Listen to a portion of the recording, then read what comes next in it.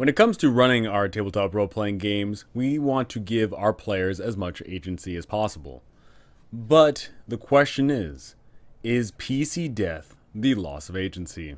Throughout the course of the game, the players can do whatever they want. But guess what? You can't do whatever you want when you're dead. So the real question is do we kill our player characters because that removes their agency? Well, I wanted to look at some other things first. First out being the other things in the game that include the loss of agency. There's of course many charm spells and effects that hold you in place and do all sorts of various things that prevent you from doing what you want to do. Do we say that these things are truly a loss of agency because the player characters can do these spells and effects, right? The monsters would certainly want to do the same. Should we not cast hold person spells, and should we not charm our player characters with that vampire? Should we not do these things because it removes that agency? Well, I know that would actually not be fun for some people, but I know for a lot of people they would just be perfectly fine as is. Now, is PC death boring? I know that there's a lot of games out there where PC death just isn't on the table, and whether that's because they talk about it or don't talk about it, it just doesn't happen. When PCs just don't die and the game continues on because you always win all the engagements, or even if you lose the engagement, well, guess what? You are resurrected, or you don't even die at all. Maybe you're just captured and you have some fun, prison escape, whatever the case may be. Is PC death boring for your group?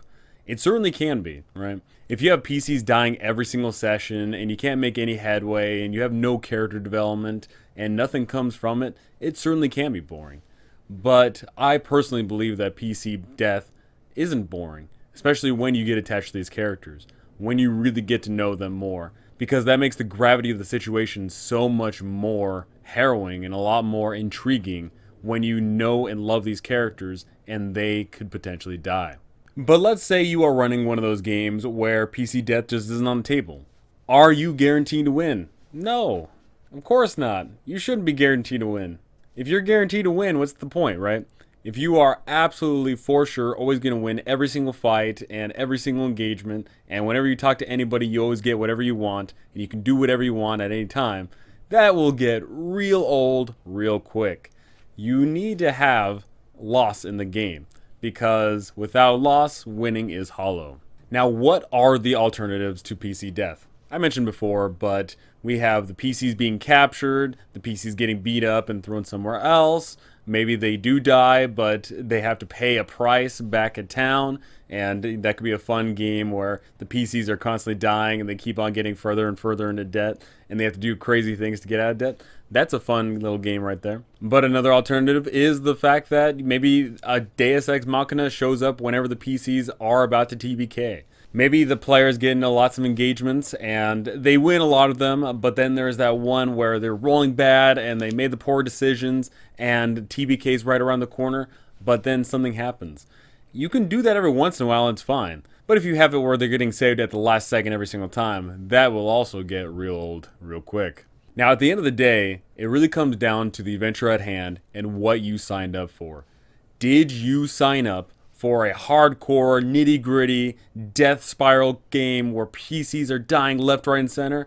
Or did you sign up for a game where everyone is big, awesome heroes that does awesome things and they don't have to worry about the trivial stuff? You are always going to go into your games with a certain expectation, but unless those expectations are laid out on the table, you might have something different from what everyone else has in mind. These things need to be out there right in front of everyone. Everyone needs to know the kind of game that it is. Is it a game where PCs are expected to die? Or is it a game where PCs are going to be awesome heroes that keep on doing awesome things? Now, for me, is PC death the loss of agency?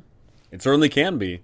It's not always, though. If the player says, hey, my character hops into the lava, I'm not going to come up with some random excuse on why you survived. No, you're dead. End of story. But of course, there's a lot of scenarios, few and far between, and all around, where potentially it could be the loss of agency and potentially it could not.